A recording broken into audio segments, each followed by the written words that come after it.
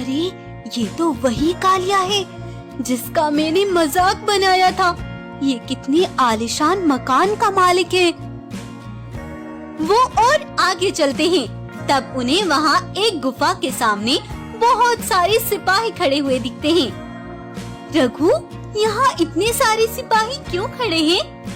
ये सिपाही इस गुफा की रक्षा करते हैं क्योंकि इसके अंदर खजाना भरा हुआ है और ये गुफा भी राजकुमार कालिया की है। मैं भी कितनी बड़ी मूर्ख हूँ। अगर मैं पिताजी की बात मानकर कालिया से शादी कर लेती तो मुझे रघु के साथ धक्के खाने की जरूरत नहीं पड़ती। रघु पैदल ही गोरी को अपने जंगल तक ले आया। ये किसका घर है रघु? ये मेरा घर है और आज से तुम भी यहीं रहोगी। मैं एक कुम्हार हूँ, घड़े बना कर बेचता हूँ। तुम्हें भी अब यही काम करके अपना पेट भरना होगा। अगले ही दिन रघु एक बग्गी में मिट्टी भर कर लाता है और गोरी से कहता है, इस मिट्टी से अब तुम्हें घड़े बनाने हैं और बाजार में बेच कर आना है, तभी तुम अपना भोजन कर पाओगी। गोरी बड़ी मेहनत से मिट्टी से छोटे बड़े बर्तन तैयार कर लेती हैं और उन बर्तनों को लेकर बीच बाजार में बेचने के लिए खड़ी हो जाती हैं।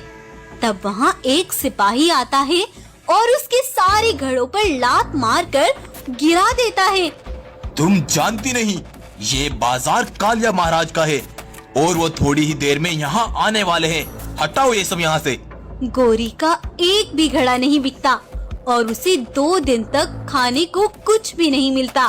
तब वो तेजी से भागती हुई जाती है और एक रेड़ी पर लगे ताजे मांस के टुकड़े को उठाकर वहाँ से भाग जाती है। तेज भूख में उसे खाने लगती है। उस भोजन को खाते हुए गोरी को गुरुजी की कही वो बात याद आ जाती है। तुम पर एक ऐसा समय आएगा कि तुम्हारे पास पेट भरने के लिए भोजन तक नहीं होगा और तुम दूसरों से छीन छीन कर अपना पेट भरोगी। और वो रोने लगती है। वो भागती हुई अपने जंगल उसी गुरु के पास जाती है। तुमने जो कहा था वो सच हो गया गुरुजी। मैं जिस घमंड में चूर होकर सबका अपमान करती थी, आज एक वक्त के भोजन को तरस रही हूँ। लेकिन तुम ये सब कैसे जानते थे गुरुजी?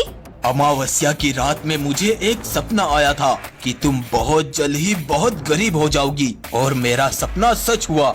लेकिन गुरुजी, क्या इसे बदला नहीं जा सकता? गौरी बेटा, तुमने उस दिन भी मेरी पूरी बात ध्यान से नहीं सुनी थी। तुम उदास मत हो, बहुत जल्द ही ये समय चला जाएगा और तुम एक बार फिर से दौलतमंद और अमीर हो जाओगी। गोरी शेरनी ने गुरुजी को उस कैद खाने से निकाल दिया और अपने पिता के महल से निकलकर अपने पति के घर आ गई।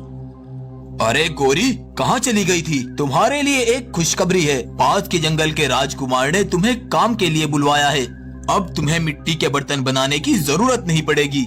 ये खबर सुनकर गोरी बहुत खुश हो गई और रघु ने जिस पते पर काम बताया था वहीं चली गई। लेकिन उसने देखा ये तो वही राजकुमार कालिया था जिसको गोरी ने उसके रंग का मजाक उड़ाकर ठुकरा दिया था।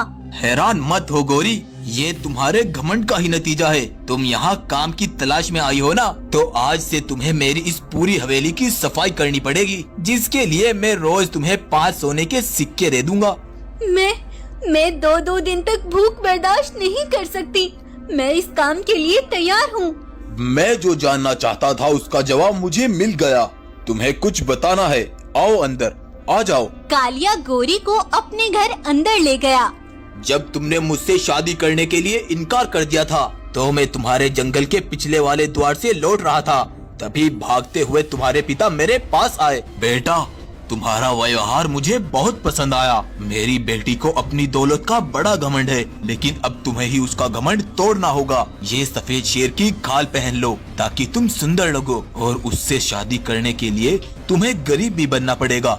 गरीब? मगर क्यों? जब वो मेहनत करके अपना पेट भरेगी तो उसका सारा घमंड टूट जाएगा। तुम्हें झोपड़ी में रखने वाला और तुमसे मटके बनवाकर मेहनत करवाने वाला वे रघु कोई और नहीं, मैं ही था, और तुम्हारी शादी मुझसे ही हुई है। गोरी ने जब ये सुना तो वो बहुत खुश हो गई। तो गुरुजी की कही बात सच हो गई। अब मैं फिर से सुकून से जी पाऊंगी और कभी घमंड नहीं करूंगी। इस तरह गौरी का घमंड टूट गया और वो कालिया के साथ हर महीने गरीबों में फल, भोजन और सोना दान करने लगी। गौरी अब घमंडी राजकुमारी से एक समझदार और दयालु राजकुमारी बन चुकी थी। तो दोस्तों, ये कहानी आपको कैसी लगी हमें कमेंट करके जरूर बताएं। कहानी पसंद आई हो तो इसको लाइक, शेयर और सब्सक्राइब करना ना भूलें।